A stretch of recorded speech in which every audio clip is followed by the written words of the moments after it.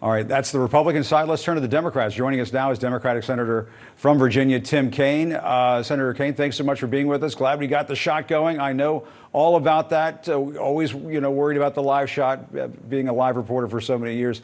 But let me ask you this. CNN and other outlets have projected that Democrats will hold the Senate, that your party will hold the Senate. There were all of these predictions of a red wave. I was wondering, were you anticipating a red wave? You used to be the head of the Democratic Party. What do you think happened? What happened? Well, Jim, if you'd asked me in May and forced me to be really honest, I would have said things look tough. But after the Dobbs decision and the August referendum result in Kansas, I felt very confident that we would hold on to the Senate. If you told me we would advance and get more seats in the Senate, I would have been somewhat surprised, but we have a chance to do that. My only surprise, frankly, was that I thought we were going to get hit a little harder in the House than we did. But it was a great night for Democrats in holding the Senate, minimizing damage in the House. And obviously, we still have a chance to take the majority, but also governorships and secretaries of state and state legislatures.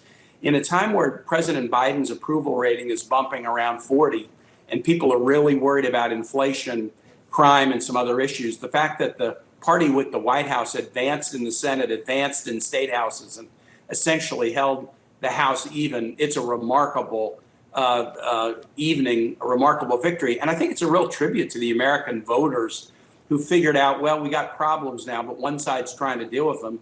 One side standing in the way on a good day and on a bad day preaching weird conspiracies and trying to take our personal freedoms away. And let me ask you this, because there's still a race to come, this Georgia Senate runoff that's going to be held on December 6th.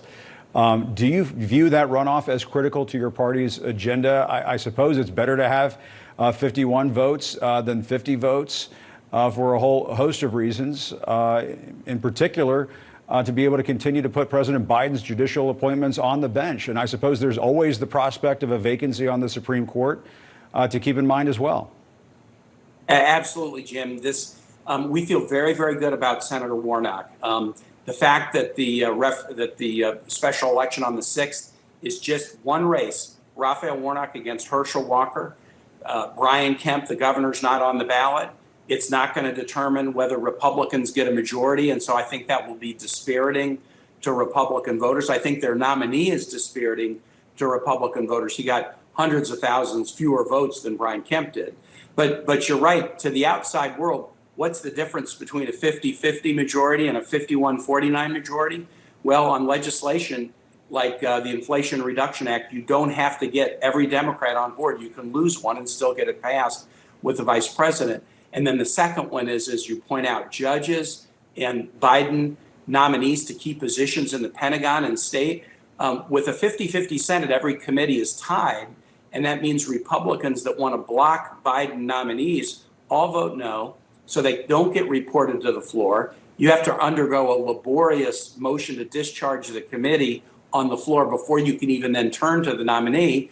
And the Republicans use that to chew up time, even on non-controversial nominees, so we don't get to important business at hand. So 51-49 would make Chuck Schumer's life so much better than it's been in the last 2 years, and frankly, we'll get a lot more done. Let me ask you this. President Biden was pretty outspoken about threats to democracy that some of these candidates, Republican candidates, posed across the country, people running for Secretary of State, running for the United States Senate, governor, all sorts of things. One of those races might get resolved this evening out in Arizona. What did you make of that? Did you think that was the right strategy? There were a lot of folks in the Democratic Party who were saying, no, the president's getting this all wrong. He should be focused on bread and butter issues, gas prices, and all those sorts of things. But he stuck to his guns. And I'm just wondering what your thoughts were on that.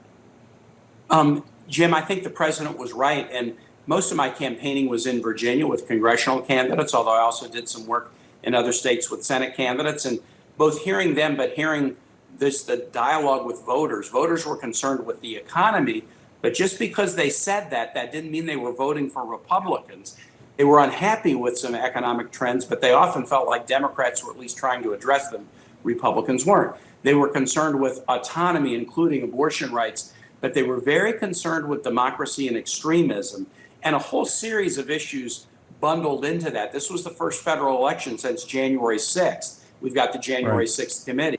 You had the attack on Speaker Pelosi's husband. You had the proliferation of election deniers. You had President Trump injecting himself into the midterm, which was stupid. He should have stayed quiet. The fact he injected, he's the only thing that unifies every Democrat in the United States, Donald J. Trump, and he put himself right in the middle of it. And all of those issues together raised real concerns in voters' minds, even those who weren't necessarily thrilled with the economy, that this is more than a midterm. This is about patriotic people standing up to protect our democratic values. And that energized a lot of voters. And I want to give a shout out especially to young voters, participated in unusual turnout levels in a midterm election in this one. Latino voters, African-American voters, women voters. Once that Dobbs decision came down and you saw the Kansas referendum, there were 6 referendums on abortion rights in very different states, red, blue, and battleground, and they all ended up landing easily on the pro-choice side of this and energized voters as well. And you sit on both the Armed Services and Foreign Relations Committee. I want to ask a foreign policy question. With Democrats holding the Senate and it being very tight in the House, no matter who ultimately controls the House, what does that mean for military and humanitarian aid continuing to flow to Ukraine? Does that make the situation a little bit better? There were some rumblings before the midterms about Republicans saying, well, we want to dial that back, revisit some of those questions. What do you think?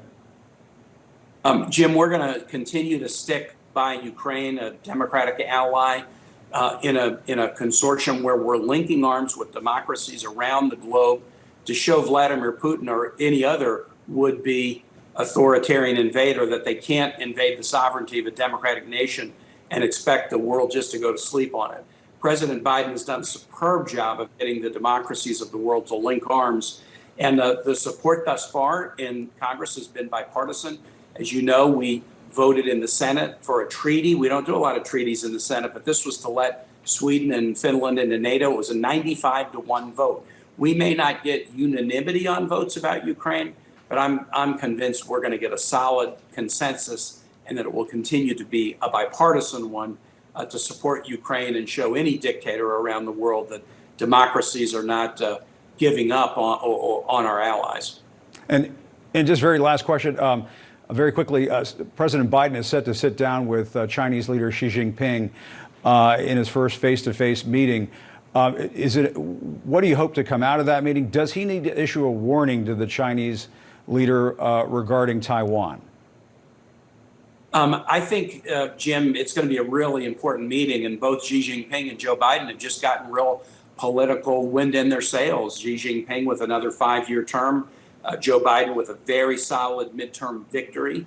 I'm glad he's walking into that meeting with a tailwind, and I think he needs to be real clear that we're not allowing nations to just casually invade others. And if they wonder whether it's words or deeds, just look what we've done in Ukraine. Xi Jinping looks at the democracies of the world standing together, and he knows we'll do the same thing. What I hope, though, that the leaders will do, these are the 2 most powerful nations in the world, maybe in an unexpected way, they could find something where China and the United States could work on together, a humanitarian project, something we could work on together. Because, look, the China relationship, we are economic partners, we're economic competitors, we're sometimes in competition, other times in direct confrontation. It's a multi-level relationship with a lot of challenges, but I think the world would sleep a little bit easier if U.S. and China could find something, maybe in the humanitarian space, where we could link arms and try to help people out. All right. Very good. All right, Senator Tim Kaine, thanks so much for the time. Appreciate it. Glad the signal held up. It looked great the whole time. We really appreciate it. Thanks, Senator. Thanks for your time. All right. Still